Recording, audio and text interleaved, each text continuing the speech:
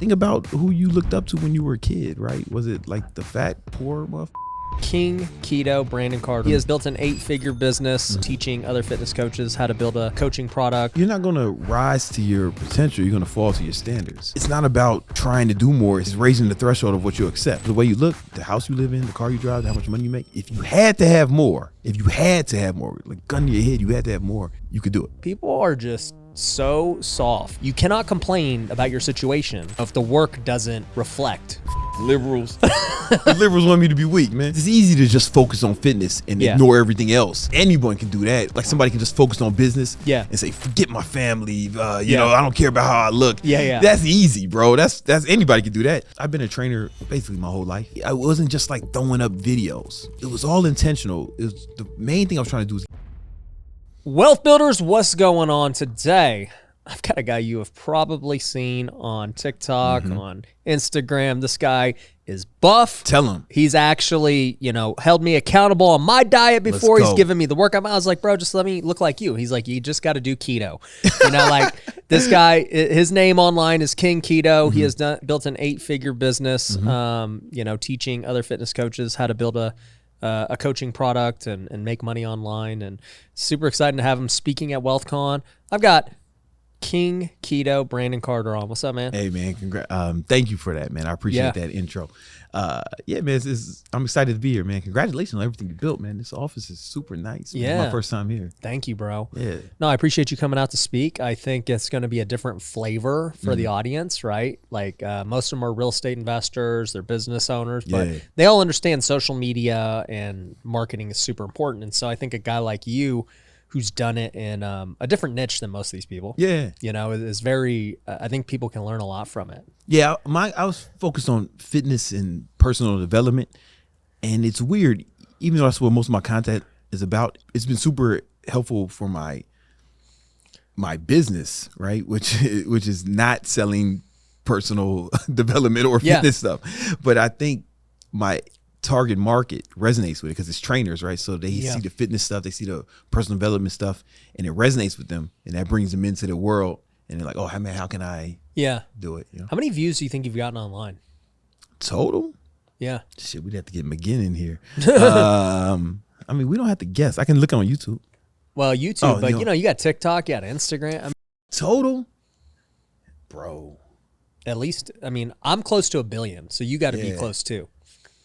I'm probably past it. Yeah, I would agree. So, you've gotten almost, over 1 billion views online for sure. So how long you been doing like social media? I started in like 2009, dude, 2010. You've been doing it a long time. It was before Instagram existed. I started on YouTube. Yeah, I started on YouTube. You definitely got over 1 billion then. I didn't know you've been doing it that long. Man. Like, I'm close to 1 billion on YouTube if I'm not past it now. I never really checked. Yeah. How many subscribers do you have on YouTube now? YouTube, 1 million. 1 million. Yeah. So you got the gold plaque. Yeah, I got the gold plaque. So that was cool. That was a milestone for me. Yeah. So what made you?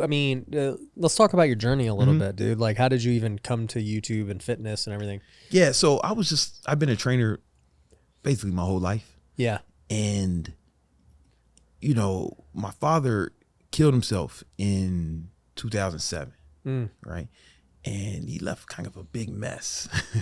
And I had to help clean up the mess, and I had to make enough money to take care of my family. Yeah. My mom, my sister, her son, grandma, everyone. I'm the man of the family now, and I'm like 24 at the time. So, the internet wasn't really a thing. Like ClickFunnels didn't exist. Yeah. There was none of this. It was MySpace was the main social media. Yeah. Facebook was up and coming. Instagram didn't exist, and YouTube was a shell of itself. You know? Or not even. It wasn't what it is now, right?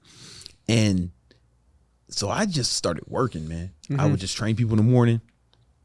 I wake up at 4, train people in the morning, then shower at the gym, work security at the Prada store for like 8 hours, then work for a moving company after that. And on the weekends, I train people in the morning and then manage a restaurant, weekend manager at a restaurant. And I was working 12, 14 hours a day for like 2 years because it was during the recession, of 08. So I have a college degree, and there was people with master's degrees who couldn't get jobs, who was working at Starbucks. Like it was super bad. Like you might be too young to remember that shit, man. You know what I'm saying? But I remember it vividly. Yeah. you was in middle school when that shit came out. And I was like, kid, I'm just gonna work. You know, I'm just gonna work hard. And I was making 6 figures doing those blue collar jobs those 2 years. But I thought, man, it's got to be a better way because this is hard. This is hardcore. And then I read. It was 2 books that impacted me. You know, I read a lot of books. I've always been an avid reader. And I read The 4 Hour Workweek by Tim Ferriss. What year was that? It was like around the time it came out. I think it was like 09, 20, 2010. If you had better internet service, I could figure it. I could tell you exactly when I bought it. But it was that. And then, but Tim said to use Google ads, right? And I was like, all right, I don't have disposable income like that to make this happen. But I did get the idea to take my fitness business online, start online training. And now people weren't doing that at the time. I'm not saying I invented it, but I was in that first class of people who was pioneering it. I was like one of the pioneers, you know, people like actually inventing online training. So I started to try to figure that out, but I didn't know how to market myself. So at the same time I read Crush It, right after that I read Crush It by Gary Vee. And I was like, social media. So I went on eBay and bought this camera. It was like $50 HD camera called the Flip Cam. And I bought that off eBay. And I started making YouTube videos. And then, you know, I had to learn how to, ClickFunnels didn't exist, right? So my first websites, actual coding, like HTML. I had to learn HTML to make my first landing page. And after a while I started to work and I was able to quit one job, quit another job. And then, you know, I built it over the course of years to a multi 7-figure business. And then I started managing other influencers. So there's a lot of other fitness influencers in the space who they just made videos, but I was running their business. Right. You know, so I was putting up all the capital. I was building their websites, building their funnels, handling the customer service. Were you doing it like yourself? Yeah. Well, I started building a team after I'm skipping a lot of stuff, right? But I started building a team. We had an office in Manhattan, you know, so we weren't around, you know? So how much, like, what percentage of the business did you own for doing that? You know what? We were doing everything 50-50. Right. So, cause they brought the whole audience. Right. And so you would just go to mega influencers and you'd be like, hey, we can make products. There was one guy named Connor Murphy. He had like 1 million followers super fast. I've never seen someone do it that fast. And he didn't have any products. I was like, shit, let's come out with a product. And we made like $250,000 in 5 days of the launch because he had such a huge following. And, you know, we split the profits. That's more, he was in college at the time. That's more money he ever made. Wow. So he just got it from fitness, just like posting workout videos or what? Yeah. You know, he was doing workout videos and with mixing it with like dating advice and like doing pranks. So he was like in super good shape and he would like take his shirt off in front of girls in the street and they would go crazy. And those videos went super viral. They just went nuts. Yeah. So what year was that? That might have been for his launch. That was 2016, 2017. Something like that. Okay. So and then Connor kind of went crazy and we started working together. He's still a good guy. You know, he started doing ayahuasca and went a different route. Nothing wrong with that, man. I'm not, but he just decided to go a different route. And that's when I decided I wanted to stop working with influencers and I wanted to focus on teaching people how to build their online fitness business. Cause I did it with myself. I did it with other influencers, a lot of big names. Some of them don't want me to talk about it. That's cool. That's cool. I just want the money, man. I don't need the accolades. And so we've been building this business, high ticket trainer, showing other people how to build their online fitness business. It's been super successful. Yeah. No, that's awesome. So, you know, you think back to 2009, you said you started YouTube then. What was social media like then? Like, what was your idea of making content? Like, what were you doing? Man, I would just do workout videos. Yeah. That's all it was. It was just workout videos. And were you trying to sell like a workout plan? I think there was one workout plan that I would sell, like a PDF, but my main thing was focusing on online training, trying to sell online training. So even if they bought the workout plan, I would try to upsell them to, listen, you want some specific help instead of just PDF. I just gave you, if you want to actually work with me, you probably get better results. And a lot of people felt that was a good way. Or I would, my main thing was try to give away something free. I studied online marketing, so I was really just trying to get them on my email list. Yeah. I felt like the email list was more powerful than social media. Is it? Especially at that time. Yeah, it's kind of odd, because digital marketing is something that you wouldn't see like jacked fitness dudes trying to learn or do. Yeah. Like, dude, I'm just trying to crush weights, train, and everything. And you were like, nah, like I'm going to do that, but I need to learn this thing too. Yeah. There wasn't many people doing it. It wasn't like many people doing it. I don't know. I felt like I can tell we were pioneering something. We were starting something. That was kind of exciting to me. Plus, I was like in a bad situation, right? Father just shot himself in the head during the recession, and I got to take care of my whole family. I'm like, I need to figure something out. So there was an urgency as well as excitement. It was a real urgency. And, but I also went to college. I have a marketing degree from Howard University. So not that I didn't learn online marketing. No, they didn't not at all. In college. But I don't know. I know people hate on college, and it's a cool thing to hate on college now. But yeah, I had an amazing time, and I learned a lot. Like I don't know how I would know accounting if I didn't go to college. I don't know. I don't know how I would have learned it. Maybe I learned it some other way. Yeah. That's funny. That's funny. I learned it by owning a tax firm. That's how I learned it. There you go. You learned it by doing. Yeah. Entrepreneurs, if you want to grow your business, there is no better investment than your own personal brand. The smartest thing I ever did was start creating content and investing into my brand. Ever since then, we've been able to triple our business. I've been able to raise more money than ever to continue buying more real estate. And it's all because I create content just like this. Now, a lot of people have asked me, Ryan, how am I supposed to do it? I don't know where to start. I don't know who's going to edit it. I don't know even what kind of setup or camera or anything to do. Well, here's the thing. We can help you with all of that at Pineda Media. We have a podcast checklist that you can actually get for free at pinedamedia.com that's going to go over everything you need on starting a podcast. But to make matters even better, we'll actually edit your podcast for you. We'll repurpose it into short form clips like you see on my Instagram and my TikTok so that people will start seeing those clips and watching your podcast and in turn being customers or investors in your business. So if you want the one-stop solution where you can get everything done for you, plus get the education you need to grow your personal brand, then you need to go to pinedamedia.com and book a free call with our team. You can also go get that free podcast checklist and that training program absolutely free by just going there. So go check it out. No, that's interesting because I just remember, I was in college in 2009. Yeah. And so I remember YouTube was like becoming a thing, but it wasn't like you were a content creator. It was just like, yeah, you go there if you want to like see something, a funny video. Yeah. Whatever. That's all it was. Yeah. And Facebook was really like the only what we would consider social media. Yeah. YouTube wasn't social media. And Facebook, MySpace was dying. Yeah, it was dying. on its last leg, Yeah. And I just, when I interview guys who have been on it for like 10 plus years, I'm like, wow, you had incredible foresight to be like that dedicated to making content back then when nobody really, being a content creator wasn't a thing. It wasn't a thing. I just looked at it like commercials. Like I wasn't trying to be an influencer because that term didn't exist. Yeah. Right. I was trying to get awareness for the thing I was trying to sell. Because I read Tim Ferriss' books. He said use Google ads. I didn't have the income at the time. Yeah. And I read Gary Vee's book, Crush It. And I combined the strategies. Yeah. And I told Gary this story actually, and he appreciated it. But yeah, just like, okay, YouTube, that's what I'll do. And I just noticed it was less foresight. It was just more like that's what was working for me. Yeah.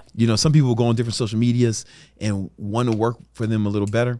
Yeah. At least initially, and sometimes they gravitate towards that. Yeah. And that's what me with YouTube it became. I had to build a computer, bro. Because it was back in the days like that. During that time, the computers weren't what they are now. You were editing. I was editing and filming. So I had to build a computer capable of editing it because I couldn't afford to buy a really good computer. So I had to, all right, if I build one, I can save a lot of money, at least back then. So I had to build a desktop and I had to learn how to build desktops. That's crazy. That's crazy. If you ever need a You know how to do it. Yeah, if you ever need a desktop that will be the best desktop in 2010, I got you, man. That's funny. You ever need a 2010 desktop? Yeah, I can build it. I can build it. I got you, man. So you do that. You start making YouTube videos. How does your business grow from there, like with your personal training business? Yeah, no, it was super exciting because I noticed I started making money. I remember like the first few sales. I'm like, yo, what the This is like free money. This is real, you know, and I had to learn. I really had to learn a strategy. I wasn't just like throwing up videos, right? It was all intentional. It was the main thing I was trying to do was get people on the email list. Yeah. Right. Because, and I was using Aweber at the time, was a CRM. Okay. It was like the best one at the time, and it was reasonable initially, you know. And Aweber had a full course in there on email marketing. It was really good. Wow. So I went through that, and then I read another book that really helped me. Was Launch, but that book really helped me. I just started reading a bunch of books on online marketing for everyone I could find. Yeah. And I was like, all right. I started learning some things, and it started making enough money where I was able to quit one job, quit another job, and then I said, what if I come out with a supplement? All right. So I figured out how to start a supplement company. I started with just a fat burner. This was like I don't know, early 2010s. Okay. You know. So I had the fat burner, then I came out with the pre-workout, and we just kept growing, and people were buying it. I was like, yo, this shit is working. And I had to learn how to, I'm doing all the stuff at this time. Yeah. So I had to learn how to set it up with a fulfillment company, right? Learn how to get it developed. Luckily, the manufacturer was in Long Island. So I was in New York at the time.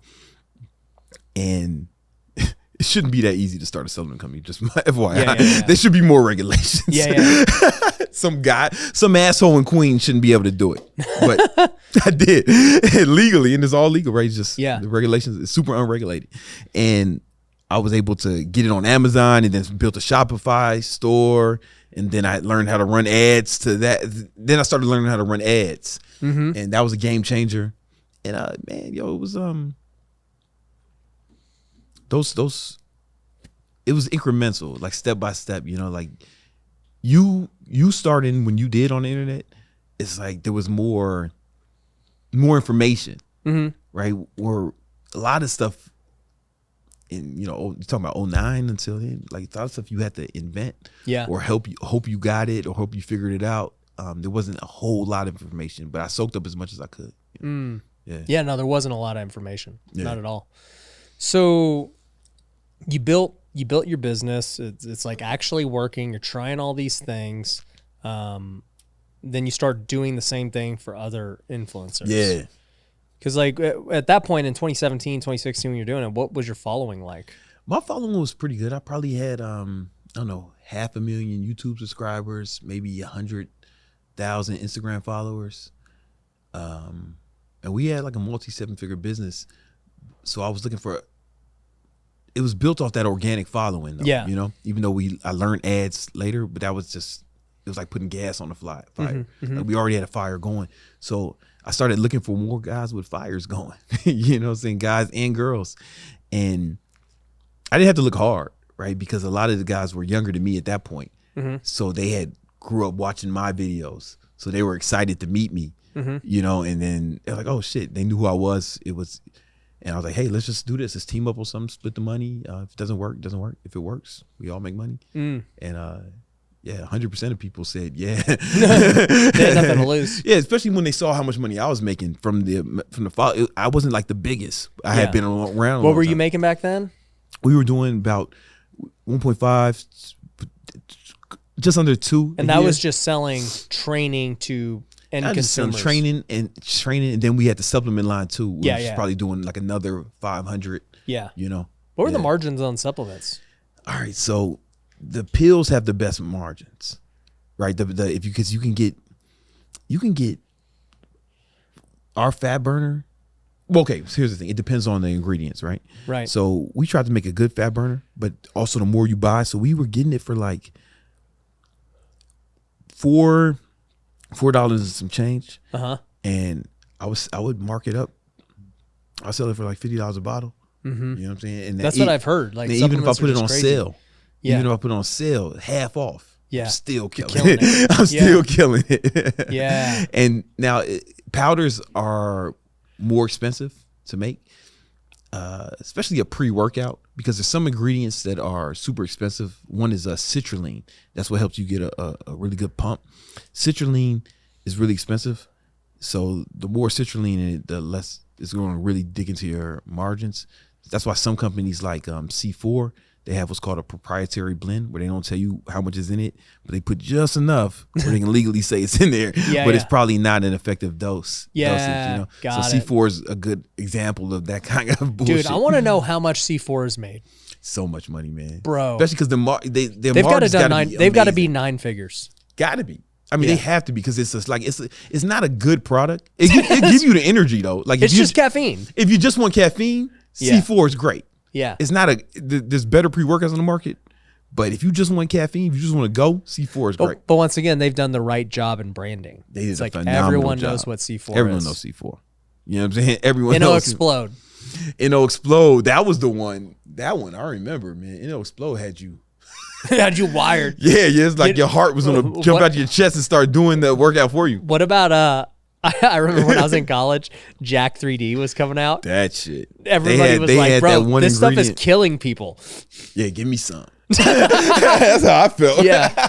It's because it made it more desirable. People were like, wait, this stuff's about to be banned? Yeah. It must be good. They had an ingredient, which the name of it escapes me at this moment, but it was an ingredient that it fucked some people up. But even before, when I was in high school, everything had this ingredient called ephedra in it. Oh yeah, ephedra works, bro. Ephedra works, but some people like died or some shit, and they took it off. Man, thought this was America, man. That's America. Should be able to eat whatever I want, man. That's funny. Liberals. They took away the ephedrine. Took it away my ephedrine, man. They want me to get fat and soft. They want me to be weak. The liberals want me to be weak, man. Nah, I don't know who was in charge of that shit. That's funny. Wealth builders, if you are trying to grow your real estate investing business, then you need to join us at Wealthy Investor. If you have no idea what Wealthy Investor is, it is our coaching program and community. We have helped thousands of students worldwide grow their business. Now, it doesn't matter if you're just getting started and you're trying to get that first deal. We can help you do that. If you're trying to scale your business and go from a few deals a year to a few deals a month, or even 7 figures a year, we can help you do that too. In fact, last year alone, we had over 30 students do over $1 million in revenue. And I'd love for you to be the next one. So it's pretty simple. If you're trying to grow your business and wholesale more homes, or flip more homes, or buy more rental properties, then you need to go to wealthyinvestor.com and book a free call with our team. It's super simple. We'll go on a strategy call with you and figure out how we can help you grow according to your needs. So all you got to do is go to wealthyinvestor.com, book the free call with the team, and we'll see you there. So you ended up, starting supplements. You're doing pretty good in it. Yeah. And then, at what point did you transition into just going to, you worked with the influencers. Yeah. Obviously, you realized you were already teaching them and doing it. So, how did that transition? Well, working with influencers is weird because a lot of these guys and girls who were influencers, they wanted to be famous. Mm-hmm. So it was hard for me to get them to do some of the things they need to do to make money, as in pitch your product, or talk about, I don't want to seem like I'm selling too much, where I never had a problem with that. Mm-hmm. I never had a problem with selling too much, Yeah. Yeah. And I never had a problem with that at all. And the problem with that is if you don't never sell, and then you finally do sell, everyone says you're a sellout. Right. But if you've been doing it from the beginning, day one, like me, that's what Brandon does. You know what I'm saying? He might try to sell you something. You might try to sell you something. He might try to sell you something, man. And you're right. You're right. You're fucking right. I'm gonna get to the money, man. That's funny. And it's just kind of you feel like a babysitter with some of these guys. Honestly, you would feel like a babysitter. Like, bro, you got to post today. And then I remember I was hanging out with one of the guys who was in charge of the influencer division of My Protein. Okay. They have a huge amount of influencers. It's a British company. They have a huge amount of influencers all over the world. Mm-hmm. And these he's told me how much they have to micromanage their posts. They say, all right, Thursday you're gonna sit a poach with the you're gonna sit on the weight bench with the protein powder next to you, and you're gonna type this. They have to manage it like that. I was like, oh, that's how you have to do it. And I realized I didn't want to babysit influencers like that no more. Right. And so that's when I wanted to stop doing that. And then I also been talking about fitness for like my whole life. Yeah. Since I was 16, and I was just more turned excited. like 40, right? Yeah, I just turned 40, right? Yeah. So I was excited to talk about business more, and so we started beta testing my high ticket trainer program. And I've been beta testing for a year just because people were asking me. So we would do and I was like, man, these guys are getting really good results, and I can do it faster than I can do with fitness, right? Because fitness, you need about 90 days to get like a really good transformation. But some of these guys were going from 0 to 10K in their first month. Wow. Not everybody, but some people were doing it, right? And I don't know, it was different. It was different kind of rewarding. It was rewarding, right? Yeah. Especially because I was a trainer and seeing these trainers actually improve their lives that much. Because that's game changing for someone who's like, making a shit salary to go to, 10K a month, $120,000 a year. Mm-hmm. That's game changing, man. That changes a lot. And I just got excited about that. It was really just more like of excitement than it was anything else. I could have made just as much money if I would have stayed the path, probably. But I was just more excited about this. Yeah. Who do you think is like the biggest fitness like influencers now for like, doing what you were doing before? Now, Bradley Martin's a big deal, right now. There's some guys, there's a guy who like always makes videos talking shit about me, but he's a what's his name? Greg Doucette. Why does he talk crap about you?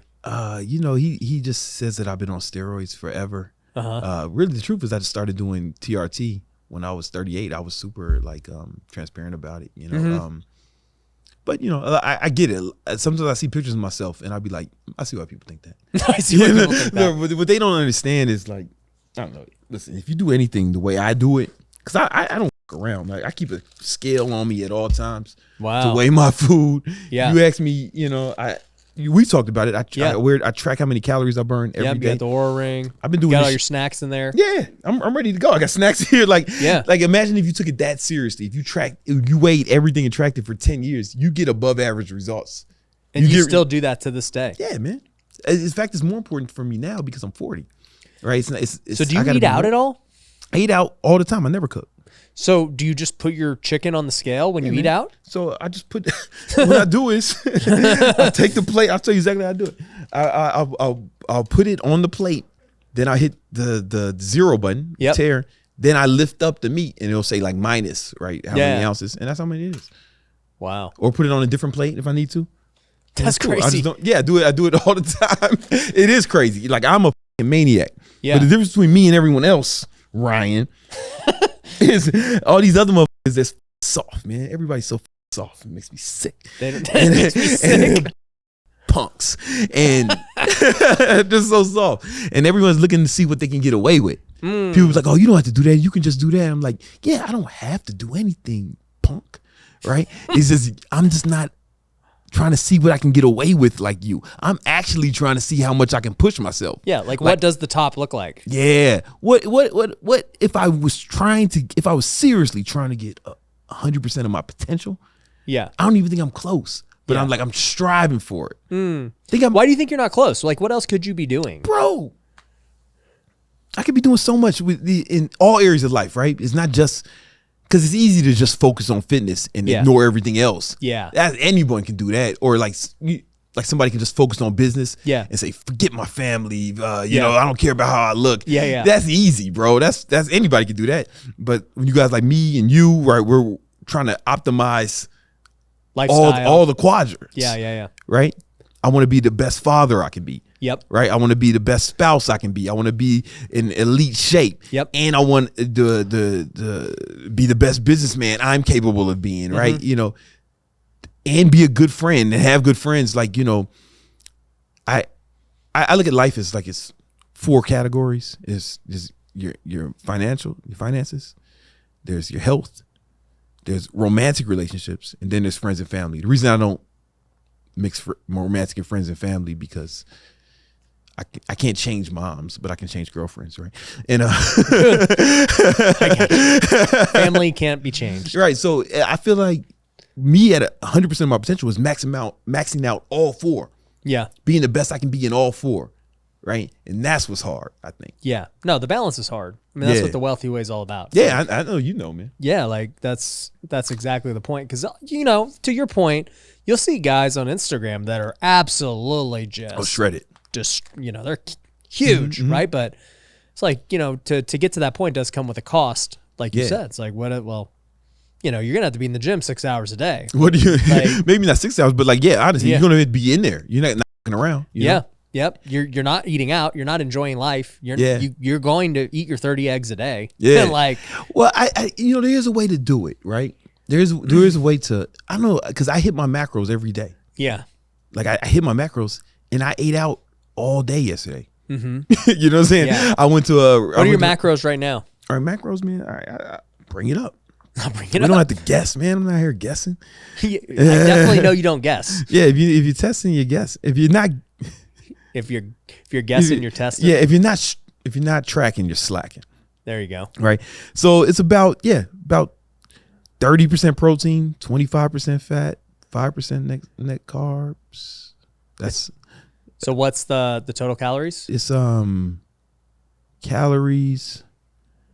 I'm getting. Okay, so right now I'm cutting. Okay. Right, so I just want to be in a deficit of at least 500 each day. Right. So, like for example, yesterday I had 2,300 calories. Okay. Right, but I burned. If I open my Oura Ring app, boom. Yesterday I burnt 3,000 calories. Yep. So right. It's a 700 deficit. Yep. So it's just math. It's just math. It's just math. Burn more calories you consume. So I'm cutting right now. I want to be leaner because I'm going to Hawaii next week. Okay. You know what I'm saying? There we go. So I just want to, them pictures. Yeah. Pictures gonna live forever, man. And, and I just wanted to be good, and then I'll probably go back on a bulk after that, where I'm trying to be in a surplus. So would you go like 500 surplus? 500 surplus, 500 to 1,000 surplus, somewhere around there. How's the math work? Like, okay, you stay in deficit at 500 a day for a month. Like, how many pounds would you lose? Well, it's I forget the number, right? But it's actually okay. Hold on. While you're doing that too, I'll say that you and I had a conversation off camera just about like macros and stuff, and we're like, well, you're the keto guy, so you don't like carbs. Right. But like, I don't like them. Are carbs going to kill you? Like, what if I hit my macros and do the same thing? I hit 2,300 calories and I hit my protein, but my ratio of carbs versus fat is different. It's fine. There's been people who didn't do keto who are in great shape. Yeah. All throughout history. Yeah. You know what I'm saying? Yeah. It's like, I've never been someone who's like try to push it like, this is what you have to do. This is what I like. And some people like it, some people don't. And that's cool, man. Some people die if they eat a peanut, man. We're all a little different. You know what I'm saying? Yeah. And it's cool, man. Find what works for you. But, you got to, what works for everyone, every mammal, if you burn more calories than you consume, you will lose weight. Right. So, in a pound of fat is about 3,500 calories. So you got to burn about 3,500 calories to burn a pound of fat, right? So, if you wanted to, you just do the math per day, right? You know what I'm saying? It's easy to 500 per day gets you a pound per week. Yeah. Mm-hmm. Yeah. You know what I'm saying? And then it's like, if you want to burn more than that, just do the math. Yeah. And I try to keep your keep your protein at about at least 1 pound. 1 gram per pound of body weight. Yeah. And I go over that because I don't know. Like protein. I like protein, man. I like protein.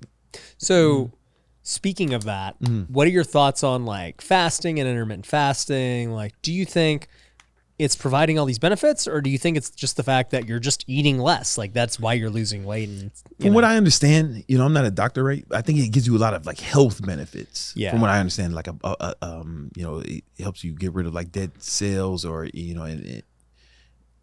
there's like benefits that you get outside of body composition, right? So if you want to do it, that would be the best way to do it. However, I think it's a good way for people to lose weight. Yeah. Because most people aren't going to meticulously count their calories like me. Like me and you even had the conversation when I was helping you get ripped. It's like, I know you're not going to count it, right? Yeah. You know, so it's like, that's cool. I'm not saying you a punk. It's just, you know, you're just. You called everyone else soft and a punk earlier, but you were not. It's just, you know, I've worked with enough people to just know that almost no one is. Yeah. Right. So that's cool. I'm an extremist. Yeah. Right. So it's typically an easy way for someone to get into caloric deficit. It's if you're doing like a 16-hour fast, you'd have to try to put yourself in a caloric surplus. Yeah, you know what I'm saying? A lot of food. You got 8 hours to fuck everything up, you know? Yeah. And people say insulin sensitivity increases and all that stuff. I'm sure there's some merit to that, but the main thing is calories in, calories out. You know, I'm not debating that with anyone. Yeah. You know? So it's just all about the calories at the end of the day. At the end of the day, now, at the same time, the reason performance enhancing drugs work because they mimic or increase, you know, hormones. Okay. Right. So if you optimize your hormones, the environment that calorie enters counts. If that wasn't true, then like taking steroids wouldn't work. You know what I'm saying? Because if we've been at the exact same diets, went on steroids, he's gonna get better results, right? So if you can find ways to optimize your hormones, whatever that looks like for you, you'll see better results. It might even just be, most people just get more sleep, get better sleep. Your testosterone will rise, your cortisol will get lower, and cortisol is a stress hormone that causes you to store fat, right? So it helps you burn more calories, right? So you want to optimize your hormones. That they play a role. So for those who, you know, are listening and they're like, dude, you know, you just told me to take testosterone. Like, what do you like? You know, you're saying you don't take steroids. I said though. optimize your hormones. Yeah, right? no, so but so for those who don't know, what's like the difference? What is the difference between testosterone and steroids and HGH? Listen, man, I'm actually not an expert on this subject, contrary to popular belief. You know, it wouldn't even make. Man, listen, I carried a scale in my bag for over 10 years and weighed everything I ate. If I was on steroids, You'd be crazy. Yeah. If I was on carbs, I'd be bigger than I am right now. You know, it's more. Okay, I'll tell you the difference, right? I'm on testosterone replacement therapy. Yeah. I was super open about that, super transparent about that. I showed my blood work before and after and everything. What was your testosterone before? It was super low, man. It was I don't remember off the top of my head. I'm gonna be honest with you, I don't remember. It was like years. It was like 2 years ago, bro. Okay. Shout out to you for. It seemed like you probably would know all these numbers, man. Yeah. Like well, I've only been recently going through the journey, so that's why I know.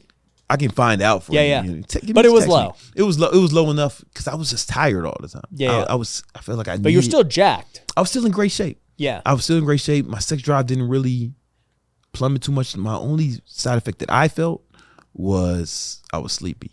You know, I just didn't have as much energy throughout the day, and I thought because I was still in great shape and I was still, you know, having sex with people, right? Yeah. I was like, yo, man, it's I didn't think it was testosterone. Yeah. You know, and I was actually worried to get on testosterone because I was like, yo, I am the horniest person I know now. Yeah. And I don't know what this is gonna do. Yeah. I had a girlfriend, right? So it was like, I was like, Warner, listen, this may get crazy. When I'm on this, and she was like, she was up for the challenge, thankfully. But luckily it didn't get too crazy. Everything pretty much stayed the same, except my energy went right back to normal. And I just had so much more enthusiasm. But I thought it was something else before that. So I had them test everything, you know, and that was the only thing that came back. Yeah. So what was Liver King doing that was so different? I haven't kept on up with it, man. But one thing, he wasn't transparent. He was lying. Yeah. You know, people don't like liars. You know what I'm saying? Yeah. All these guys in fitness are doing something. It seems like. But there's some guys who aren't, man. I'm just telling you, like, it's easy for everyone to say that everyone's on something. Yeah. Right. But it's also, you know this, man, because you've had some success in areas that are like well above average, and you start doing that, and people going to think it's bullshit. Yeah. Like they can't even fathom. Yeah. Right. Think of the average person. The average American is 17 pounds overweight, has less than $1,000 in the bank account, fat losers, right? So they cannot imagine somebody putting in decades of work on anything, their fitness, their business. They can't even fathom it. Yeah. They it's like beyond their comprehension. So so it's super easy to say, oh, steroids, obviously, right? For everyone. Yeah. Right. But I just I didn't need steroids, right? It just I listen, weigh your food every day for 10 years. Track every workout. Well, you weren't competing. You also weren't competing for like a Mr. Olympia or any of that stuff. If I was trying to do that, then okay, at that level, it's different. Yeah. At that, if you're trying to be Mr. Olympia, yeah, God don't make humans that big. You know what I'm saying? Yeah. But there was guys before steroids were invented. There was guys who were like bigger than me. Yeah. Before steroids were invented, they existed. You know what I'm saying? So like it's But I get it. People have to say something to mitigate the feelings of inadequacy they experience when they see me flexing on them. So I've noticed that about your content, right? Like people are probably listening to this like, this dude is crazy, right? Like they're like, this guy's got like some crazy opinions. He don't care. I don't. How did you go from a guy who making fitness videos, right? Staying in your lane, just like showing people how to whatever. Now you're like a personal development guy who's calling people out. Yeah. And you're like, dude, no, that ain't it. Like, where did you learn, I guess, to be a philosophizer? I think one comes from reading a lot. I read about 2 books a week. For a long time, it was 2 books a week. Wow. Now it's 1 to 2 per week, probably around now. But for years, it was 2 books a week. So I just reading a lot, studying a lot. And I would say things in the workout videos. People were like, man, that's so motivational. And I just started leaning into that content a little bit more. And when people say that, oh, you changed my life, most of the time they're talking about that. I've helped people get in great shape. I have tons and tons of transformations, but like changing the mindset, most people are just punks, man. And I think especially young men, like my target demographic at the time, they like want to be challenged, right? Yeah. They want someone to push them. They don't want to be coddled like mommy been doing their whole life, right? Or society has been doing. Like they actually want to be pushed. They want to rise to the occasion. You know what I'm saying? Mm-hmm. I think they desire someone, because if you push someone, that means you believe in them, right? If I'm saying, oh man, just take it easy, man, don't work that hard, I probably don't think you can do it. Right. But if I think you're capable of more, I wouldn't tell you to do it if I didn't think you could. Yeah. You know what I'm saying? It made me think about my coaches, right? And one of my coaches said, hey, if I'm not getting on you, that's when you're concerned. Right? Yeah. It is just because, it's like we've essentially given up on you, right? Like we're going to get on the people we think who have potential. Yeah. So, no, it's true. It's 100% true. So, it reminds me a lot too, because like it seems like there's now these, I don't know what you would call these alpha males coming on the scene, So it's like Andrew Tate, I had the Fresh and Fit guys here. Yeah. Myron was one of the Fresh and Fit. He was working for the government, and he joined my program. Oh, did he? And he made enough money to quit that job and use that money to start the Fresh and Fit podcast. Yeah. That's crazy. Had he not been through my program, he'd still be like just working for the government. There would be no Fresh and Fit. I mean, he did all the work. I'm not trying to take credit for it, but it helped change his trajectory. You know what I'm saying? 100%. Like he tells that story all the time. He calls me his mentor. Man, that's my fault. I'm sorry. Go back. No, well, it's just like it is becoming a thing now where it's like these young guys who really haven't had anyone to look up to. Yeah. And like they're looking for something. Yeah. And it seems like this whole rise of kind of the same thing. Like get in shape. Yeah. Make yourself a better man. Mm-hmm. And, whatever, everyone's got different opinions on all these other things. Yeah. But the main thing is like, get in better shape and be a better man and like be a better member of society, and you'll get the things you want. Yeah. I mean, I didn't know that was novel advice. Yeah. Like I didn't know that was novel advice, man. Think about who you looked up to when you were a kid, right? Was it like the fat ass poor motherfucker, the lazy person? No, I mean, for me, my content is a little different than some of these guys, especially in that like red pill place, because it's like, I'm not out here. I don't advocate chasing women. I don't drink alcohol. I don't do any recreational drugs. Mm-hmm. I'm not an advocate of like chasing dopamine, man. I'm like, yo, let's chase victory. Let's see how much we can push ourselves. You know what I'm saying? Yeah. Like, you might see me with a lot of jewelry and designer stuff on, but I do not give a fuck about none of this. Like, all I care about is how much I can push myself. And you get all this stuff as a result. Yeah. You know what I'm saying? But I just hope that the people who follow me, whether they buy my stuff or not, they start just really trying to bring more of their potential to the surface, right? You know, because the average person, they have so much potential, but they're squandering it, you know, chasing dopamine, hedonism, you know, being lazy, and not really going after shit. But if you go after your shit, your goals 100%, man, like 100%, you can't fail if you go all out. Right. In America, right? You know, I don't know what it's like in these other countries, but if you're a healthy man in America, it's difficult to fail if you go all out. I don't care what you're trying to do. You're going to make some progress. You know, think about a guy in real estate. He comes in one of your real estate programs and he really goes hard, 80 hours a week, right? What's his likelihood of success? Really high. Yeah, it'd be difficult for that person to fail, but most people just never go fucking hard as they should. They don't go hard enough. In any areas, in any areas. And I'm just trying to inspire people to go harder. Even if you don't go as hard as me, set obtainable goals, punk, right? But like, even if you like just go harder, like you're just gonna be happier, man. You know, it's not about getting the things.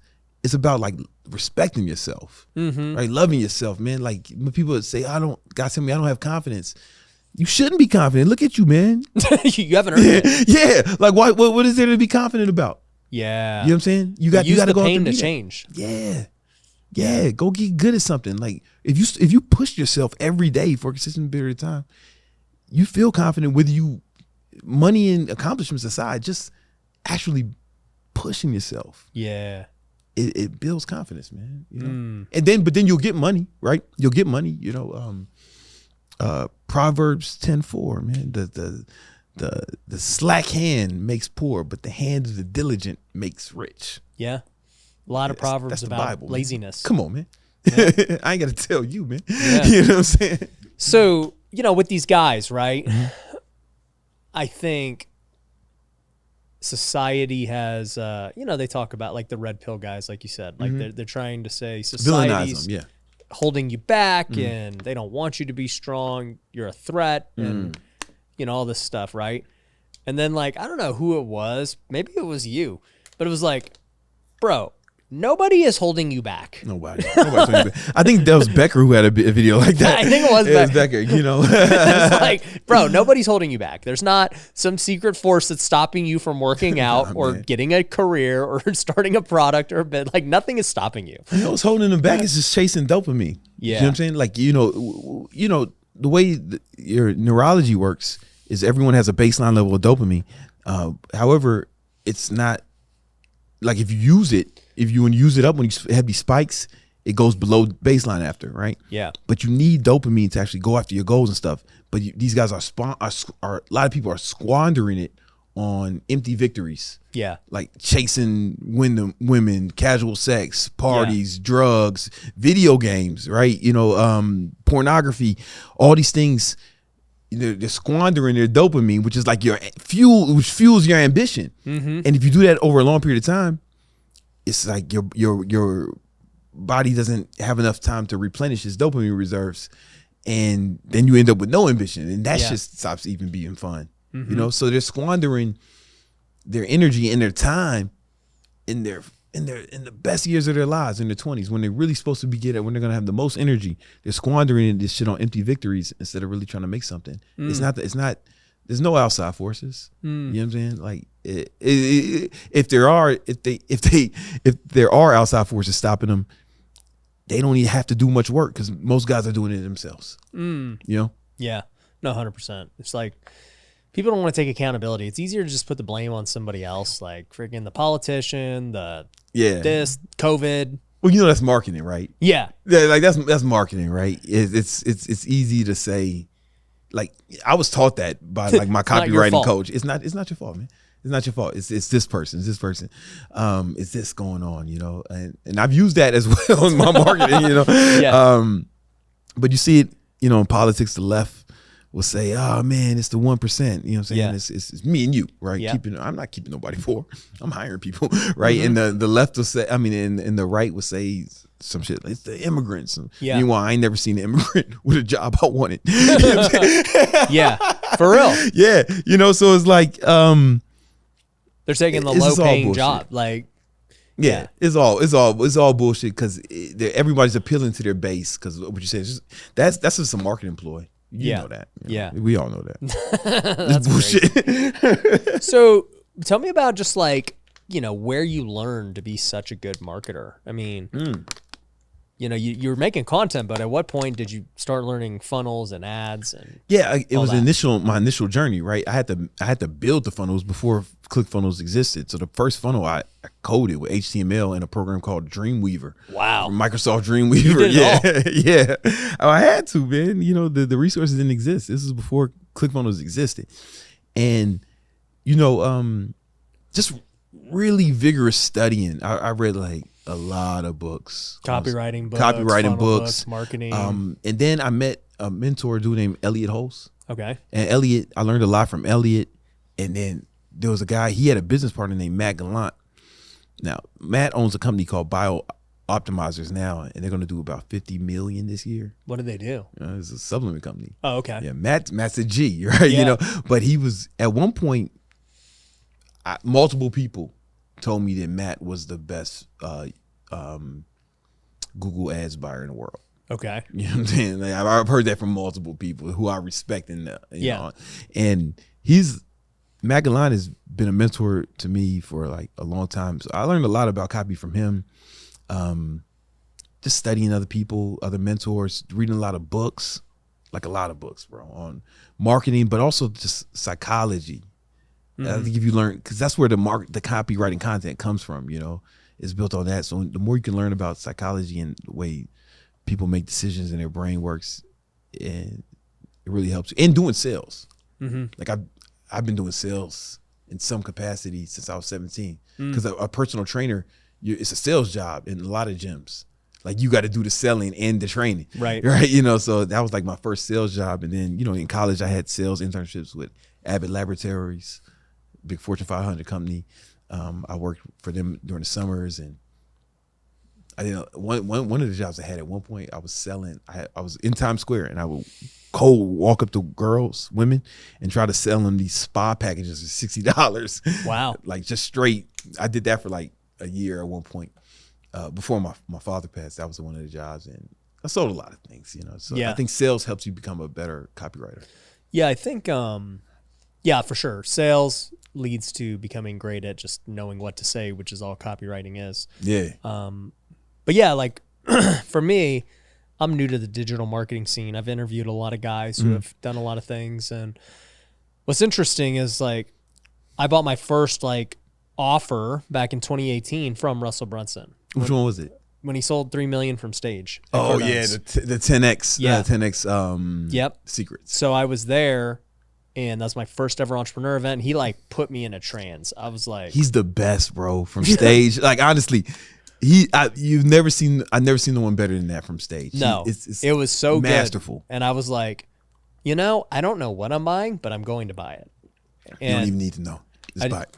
Yeah, I was like, I'm just gonna buy it. So I bought it, and from there, I don't even know what I bought. Like I said, it was ClickFunnels plus like some books. You bought a bunch of shit. Yeah. and I ended up getting a call from his team. They're like, hey, we got ClickFunnels live coming next month. Do you want a ticket? And I was like, yeah. What year is this? 2018.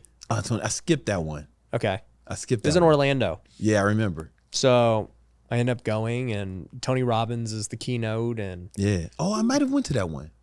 Yeah. When Tony was a keynote. I might have went to that one. Yeah. Yep. And I was like, wow, this is like a whole different world. Like I've only thought about real estate. Like, these people are like, this guy's doing something. This guy's making $1 million over here. I was like, this is crazy. Yeah. From that event, it made me actually write my first book. I made a course. I was like, I can do this, right? Yeah. But, it took years before I ever took it seriously because, I did it, but I didn't market. There was no ads. There was nothing.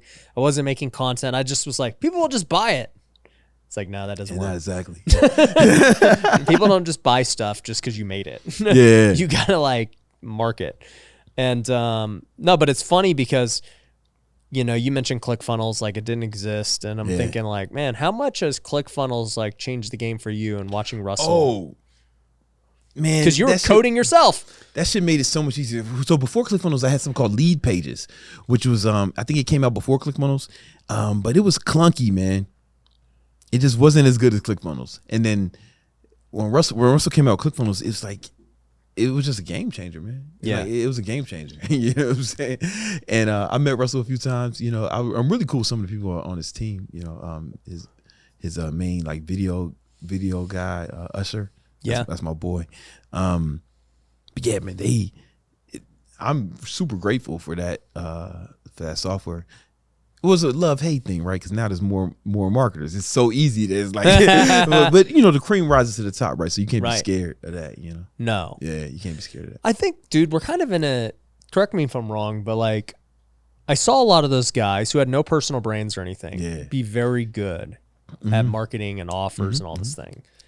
But that was a different era where like personal brands and content creation wasn't really a thing. There was like a few there's people doing it, but there was Ty Lopez. Yeah, it was Ty. You know, like Ty was one of my mentors. He's one of the people I learned from too, man. Like, shout out to Ty. He did this shit at a crazy level. Sorry, go ahead.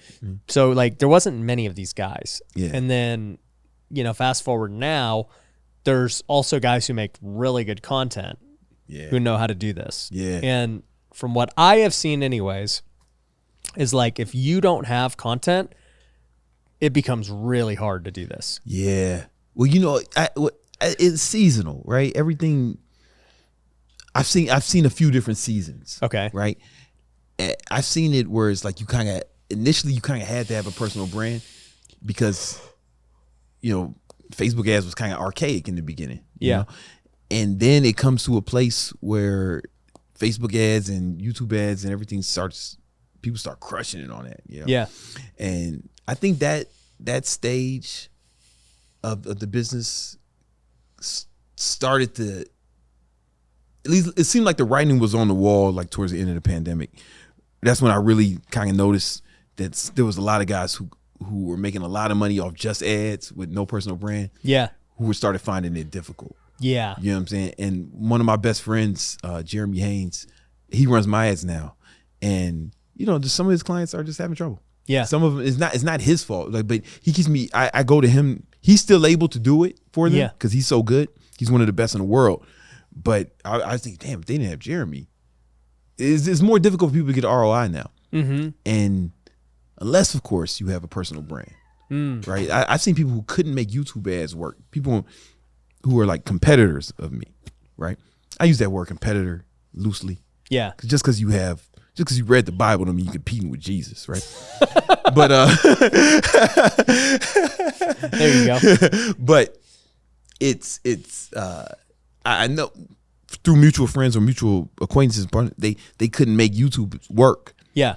The reason they couldn't make it work is they didn't have a personal brand. They didn't have 1 million fucking followers on YouTube, right? So I think we're in a place where, to your point, if you got both of them going, you kind of need both of them to go right now. That's what I'm saying. Yeah, like, I think that's your point. Yeah. I think if you don't, like, I just don't know how it can work. Yeah, yeah. I honestly don't know how. I don't know how it can work right now, and it's but I don't know how long that's gonna last either. Like, it seems like shit keeps changing. The landscape keeps changing because the customer gets more sophisticated. It's a different generation of customers. Yeah, yeah. You know, it's just landscape change. So what would be next? Well, like, if you're thinking this is seasonal. Yeah. Okay. Well, one thing, having a big audience is always better than having none. Yeah. You know what I'm saying? Yeah. Like, for sure. There's a reason Kylie Jenner is a billionaire, right? Not because she's a way better business person than massive right? audience. The audience is so massive. And that actually like covers up a lot of sins, you know? Yeah. If I'm being honest with you. Like, I've seen people who were like trash business people, couldn't, you know, but their audience was so big that it's hard for them not to make money. They couldn't make more, you know? Yeah. So that's always going to be a thing. And I'd be lying if I told you I knew what was happening next. But I think me and you need to build the audience as much as possible because we'll be able to flourish in whatever environment it presents itself. So you think that ads and everything continue to just get harder? I don't know. Yeah. I don't know. You know, I don't know. I like the fact that the social media networks are at war with each other. Yeah. Because I think we benefit from that. Yeah. Yeah. I think we benefit from competition. Yeah. That's how capitalism works, right? Competition makes the consumer usually wins in competition. But I'd be lying if I said I knew that it was going to get harder or better. But the only thing I do think I know 100% is that the bigger your audience will be, the more money you'll make. Right. Like, do you think, because like, you know, once you get to a certain level, let's call it like, you know, a Tony Robbins or a Grant Cardone or those guys, like, it doesn't matter. They're just they can just throw an event and make money, and they like can it always just pivot. Yeah. like because their email list is so big, like everything they have is just so big and valuable. And they built up so much trust, right? Yeah. You know what I'm saying? You've built up so much trust. If you put out good content, you know, for years, there's no way to manufacture that, you know. Yeah. It's like you said, it's like the scale. Yeah. It's like, you know, 10 years from now, you do the scale every day. Yeah. The results will speak for them. You can't fake it. accusing you of being on steroids because you be like one of the few people on earth who have ever walked around with a scale in your back for 10 years. Yeah. You know, like very small percentage of the population has done that. Yeah. You know, and I think it's going to be like that too. Everybody wants to be an influencer through YouTube, but you've been on YouTube for a few years, man. You see, and you've been consistent, right? You know, and you've had success, but you know what? You think the average person is going to be as diligent as you've been? Right? No. You came in with some money too. Yep. So, you know, it didn't have to work initially, I would imagine. Yep. Right. Not everybody ain't got that luxury. Yeah. You know?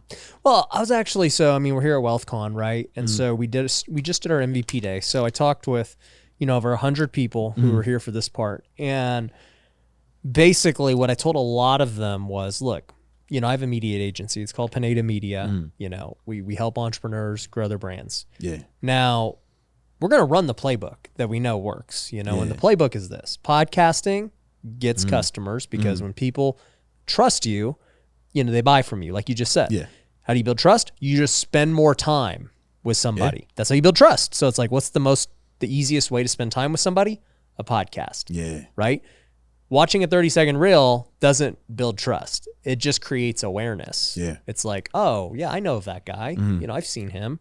But, like, you don't really have trust yet. Yeah. So it's like, man, we got to do short form in that fashion and lead them to our long form content. And that's where trust is built.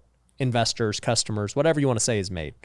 But anyway, so I was telling them here today, I was like, look, that's the playbook for an entrepreneur. Now, here's the thing. We can all run that playbook the same exact way, but we're going to get varying results based on a couple of things. Now, most of you think that your results will be different if you have like a bad set or a bad camera. But that's not it. Like, that's kind of like at the lower tier of what matters, right? That's just not sucking. Yeah. That doesn't mean you're good. Yeah. Like, that your camera and your setup and all that stuff, it helps, but it's like the lowest majoring priority. In the minors. Yep. Yeah. The second thing that people worry about is like, oh, well, how good am I on camera? Like, obviously, being good on camera is a skill that you'll develop over time, right? You're trash now. You're trash, but you're going to get better for sure. But to me, what actually is like the cap on how well you do, at least as an entrepreneur, is actually how good you are as an entrepreneur. Yeah. Because if you've never really done a ton in business, who's going to follow you? Yeah. What do you have to say that's, you know, worth anyone wanting to hear? And you're also just going to regurgitate stuff you've heard from other people. Like, but you never did it. Yeah.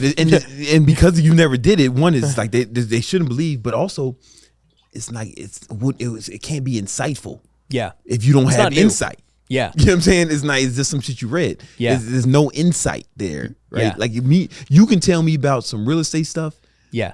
And it might be the same stuff I can read in someone's book, right? Yeah. But you're going to tell me it in a way where you're going to add your insight from like real world much experience that, you know, some stuff is not going to be in a book. Yeah. And it's like, and you know, I said it not to discourage them, but I'm like, look, your favorite entrepreneurs on social media, why do you follow them? Do you follow them because they have great lights and great backgrounds? Yeah. And, they all know how to talk, but you want to know the reason they know how to talk? Because they've been doing business a really long time. They know how to do sales. They know how to perform and make things happen. They're good on camera because of what they did in business. Yeah. And, when you start looking at just everyone, okay, you start naming the biggest guys. Okay, Grant Cardone, what has he done? I mean, he has $4 billion of real estate. He's done hundreds of millions in sales. Yeah. Okay, he's done a lot. Patrick Bet-David sold his company for $250 million. He did. Ed Milet had a huge exit. Yeah. Andy Frisella's got $1 billion business. Yeah. Another guy I was telling him, I was like, Hormozy has been on the show and done a lot of things, and is he's been at it for a while as far as content. Now he had way more intentionality, recently. Yeah, his old videos were trash. But he's been doing it. No, he's been doing it since then. I used to watch those old videos, man. Like what year? 2018. Yeah. So he didn't come out of thin air. He's been doing it, but in my opinion, what changed? His business success changed. Bro, he had a huge exit. Yeah. I was watching his old videos because I remember me and him we were working on something together, and it was 2019. Yeah. And he was like, how much money you make last year? I was like, 1.5 million. He said, I made 30 million. he didn't say it like that, but that's how I heard it. He's a nice guy. And I started obsessing with this motherfucker. I was like, I couldn't stop thinking about him. Yeah. If I woke up after 6, I'd be like, Hormozy's been up for hours. I digress. Yeah. But when especially when he had that exit, then it's all right, now what? Now it legitimizes what you're doing, right? Yeah, and obviously he was already super successful before that, right? Yeah. But at the end of the day, after and what he continues to do will raise the level at which people are willing to follow. Yeah. Right. That's why you want to know why Elon Musk has 100 million followers. He's the richest man in the world. Yeah. He built a few $1 billion businesses. Yeah. Anybody can learn from him. Mark Zuckerberg, I would follow that guy because of what he's accomplished. That's what, I mean, even on a micro level, what I tell my students is bro, you got to get in shape. Yeah. Can I be, if I'm not in good shape, can I be a trainer? No, not at all. The fuck you mean? It's not a scam. I mean, even if you're good at training. Yeah. Because there is the argument Bill Belichick can't throw footballs, right? Yeah, he's a great coach. But you can be a great coach, but can you market yourself as a great coach? That's the thing. Unless you're Bill Belichick. Yeah. You have the track record. The pedigree. Yeah. I mean, look at Tim Grover. Yeah. Right? Same deal. It was he was Michael Jordan's coach and Kobe's coach. Exactly. His pedigree. He's not the most jacked guy. Actually, I saw him recently. He's in good shape, especially for an old man. Yeah. Well, he's more yoked now than he was. Yeah, especially for an older guy. Yeah, when he was coming on the scene, I mean, normal looking guy, not out of shape or anything, but just not a fitness influencer, right? But his pedigree gave him what he done, right? So I tell my clients, even if some of them they'll buy and they're not in shape and they use it as a catalyst to get in shape, because I tell them, listen, get in shape, document that shit. Yeah, we have a strategy, document that, and say, hey, you want to do what I did. Yeah. Right. So a lot of my guys start like that, but you got to have a pedigree. To your point. Yeah. Yeah. That's insightful, man. But it was this epiphany I had because there will be people who follow the blueprint and they don't have they're like, what am I doing wrong? And I'm like, well, you're just not. Yeah. I mean, it's just going to take time. It doesn't mean you can't make content if you haven't achieved great things. It's just to your point, you're just documenting you achieving the process. But don't, try to coach something and don't try to act like an expert. You're not. Yeah. Just simply, show what you're doing. And if you're if there's some idea you have, say, dude, I heard Ryan talk about this. I heard Brandon talk about this, and I'm trying it now, and we're gonna see how it goes. I really like what you said just now, because if I back test that with any successful influencer, in the business space, right? It makes sense. Even me, right? I built I built my seven-figure business.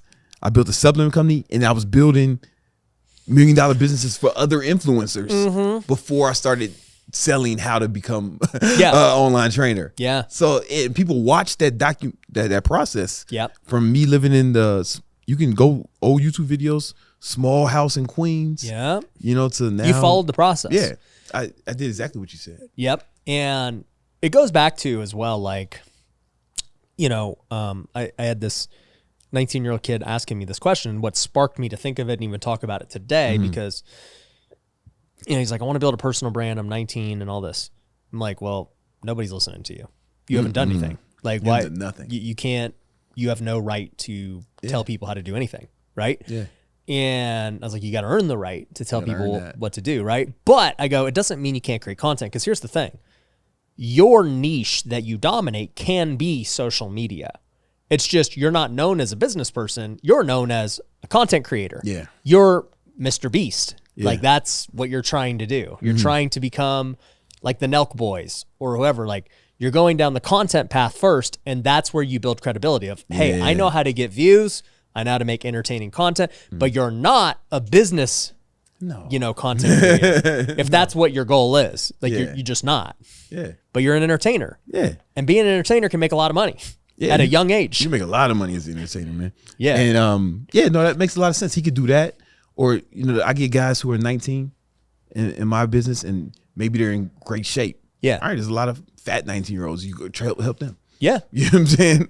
Help them. As long as you're like a level above somebody else, you can help them. Yeah, like watch it. When people say, I want to, how do I grow my following? A lot of times I'll say, watch people follow you. Like, can you answer that? Like honestly, why should people follow you? And I think it speaks to what you've been saying today. Yeah. Why would anyone follow you? There's no point. Yeah. Why should they follow you? Yeah.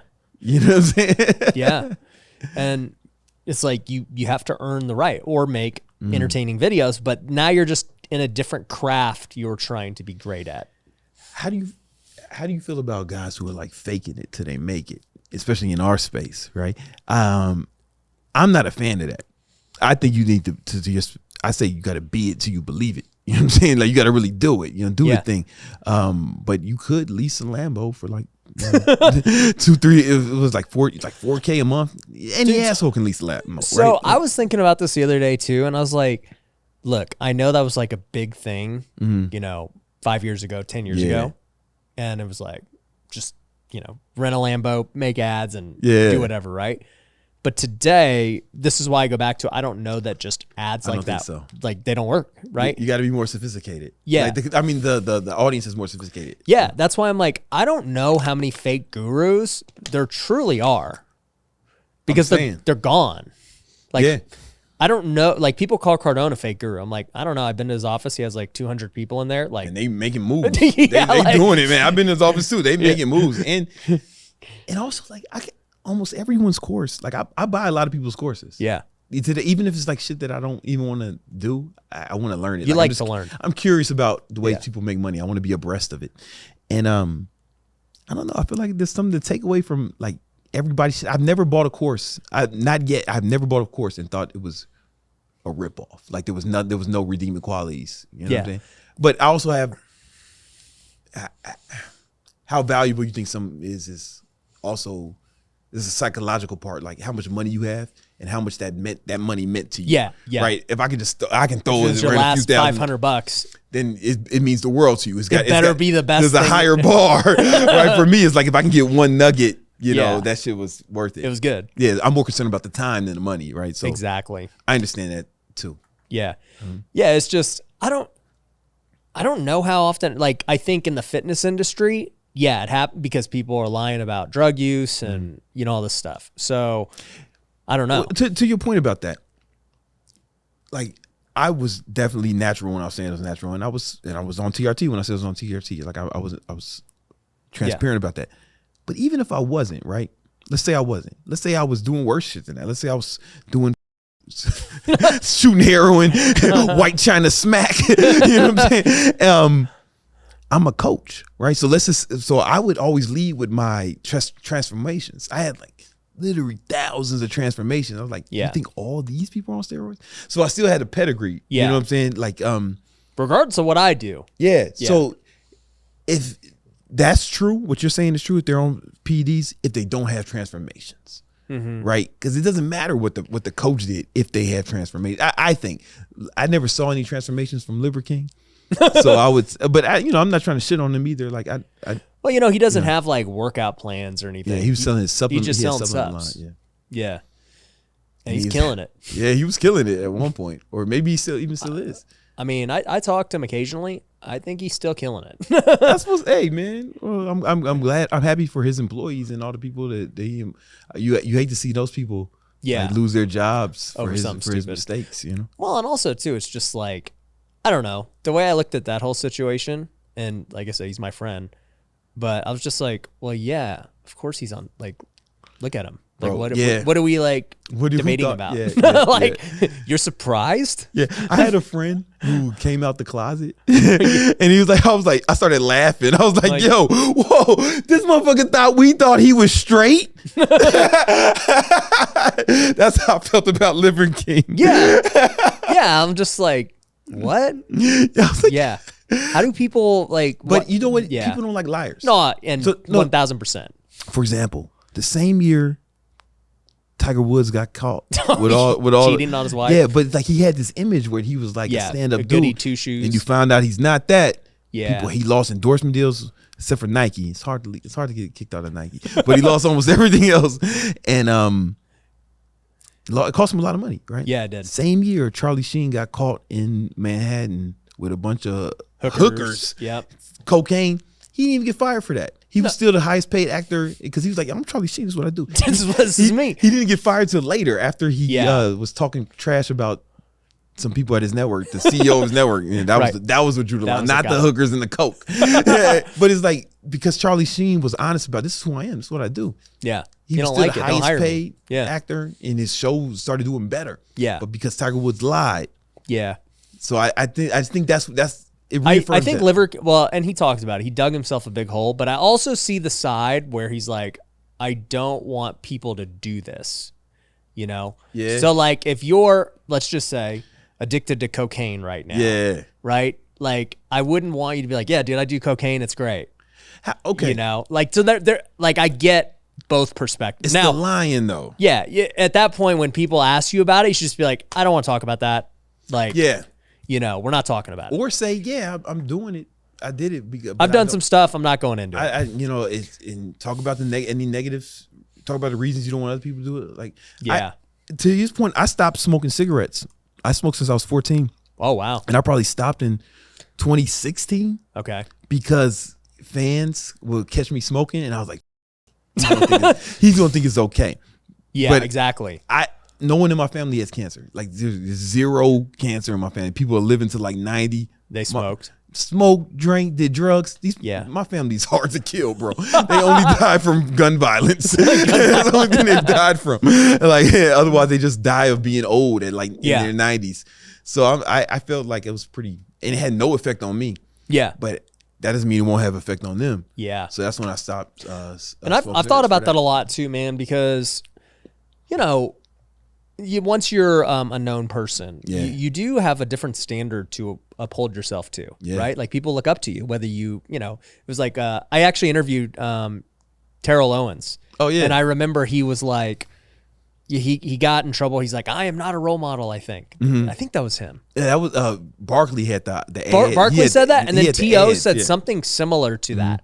Where he's like, dude, like, whatever. And then it's just like, well, regardless, you do have like a like, it is what it is. That comes with the fame, right? Comes with it. And it makes me think about like the things I put out there too, because like, I'll show myself having a whiskey and like enjoying a drink and stuff, and I'm not getting drunk, I'm not doing anything crazy. Like, I don't drink very often. I just sometimes I have one, right? But then I'm like, man, if I am gonna do that, like, do I have to like just post about it? Like, someone might take that the wrong way. Somebody who might follow me as a recovering alcoholic, and that's like, oh, well, Ryan does it. Maybe I can actually make it work. Yeah. You just never know.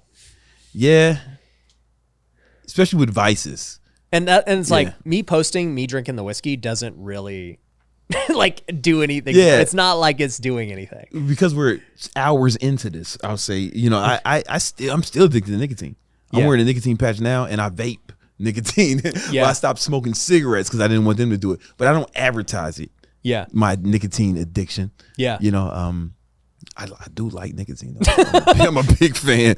I have no intentions of quitting ever. But I don't go out of my way to. You ever tried chew or any Yeah, of that? you know, when I'm not chew, not dip, like you doing baseball. So you guys are doing like real chew. Nah, but there's these little packets of nicotine packets. You can buy them from drugstores. Or I mean that's what like the pouches. Yeah, the little pouches. Yeah, so I do those on airplanes. Okay, but not the kind you got to spit. I don't know. You're doing the pouches. I did that on the way here, man. Well, so funny story about that. I've never cared for I've actually never smoked a cigarette. Nice. I've smoked a cigar a couple times, but never a cigarette. So anyways, in baseball, obviously all these guys are doing dip, right? And, you know, I would say, I don't know what it is today, but when I was playing, like probably a quarter to half the team did it regularly. Yeah. Right. We all tried it. So I probably did it like once or twice a year and so it'd be like on an off day when I wasn't playing. Yeah. So I'm like, I'm sitting the bench today. And so like, since I was never doing it, you know, guys be like, dude, you gonna try one today? And I'm like, sure, whatever. Yeah. So you put one in and I'm just sitting on the bench, dude, like so buzzed. Yeah. I'm like, dude, this is like within minutes. Yeah. And I'm over here like, how do these guys play on this? Like how are they hitting 95-mile-an-hour pitches? I can't even sit. Yeah. This is crazy. These guys like can function on this stuff. They had a higher tolerance than you.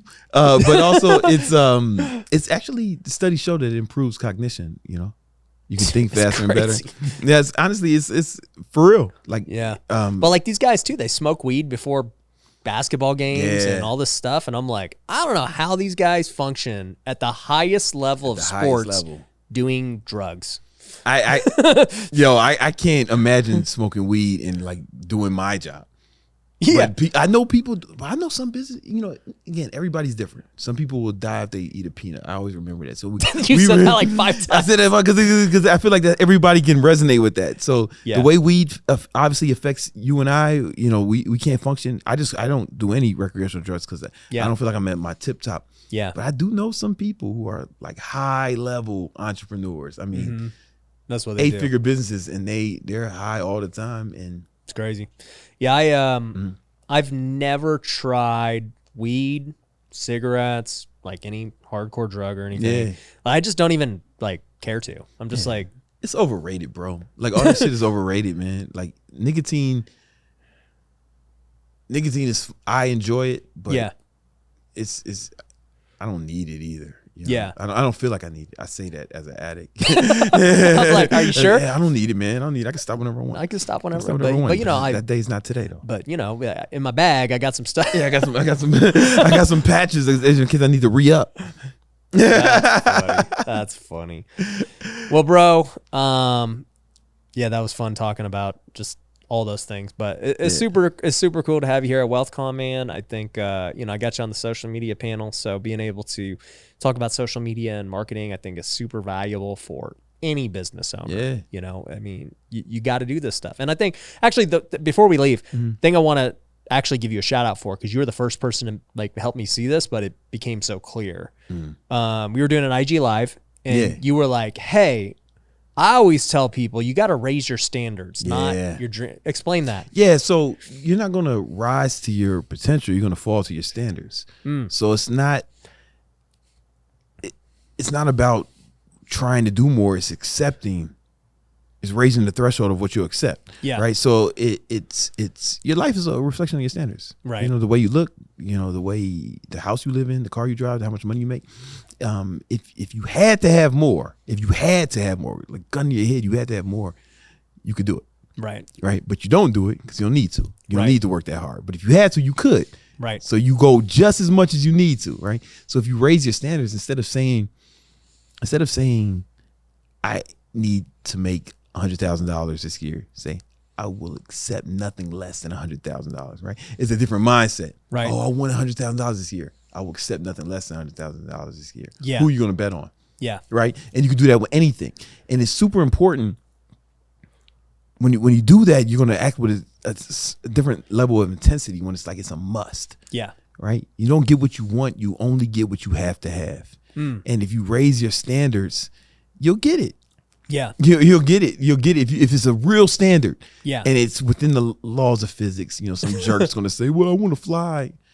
I want to be in the NBA." But you can't. All right, bro. Yeah, no, you got it, man. It's like people are so quick to they're so quick to fucking to fight for their own limitations, to argue for their limitations. Yeah. It's sad. Like if you're one of those persons who's doing that right now, thinking of typing that, you should know that it's sad that I believe in you more than you believe in yourself. Because I really believe in you more than you. I'm not even trying to sell you anything. You know, you said you always sell though. I do. I mean, listen, if you get into if we at an online fitness convention, I'm gonna sell. But like the average person doesn't want to be an online trainer. So you know, I mean, the online trainers, I help change their lives, but they subsidize me being able to talk to everyone. Yeah. Exactly. Shout out to the trainers. Shout out to the trainers, man. They're doing God's work. Yeah. There we go. But it's like, yo, man, like if you really push yourself, you could, man. You just you don't want it enough to push yourself. And maybe that's okay. Yeah. Like then make peace with that. Yeah. When you told me that, it kind of like just all opened my mind. I was like, wow. Yeah. He's right. Because when I think about my minimum standards, like you're saying, I'm like, well, let's start with my morning routine. You know, I'm always going to read my Bible. I'm always like, I just don't not do it. It's non-negotiable. It's like you bring in that scale, it's going to happen every morning.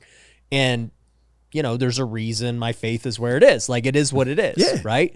And same thing with working out. Right. Like I'm not at that level because that's not my standard. It's not your standard. That's okay. It's that's your standard. My standard is what I am right now. And this is why I've looked this way for 12 years. I don't have fluctuations where I'm like super fat and 30 pounds overweight. It's never happened in my entire life. And it never will as long as you keep that standard. Yeah.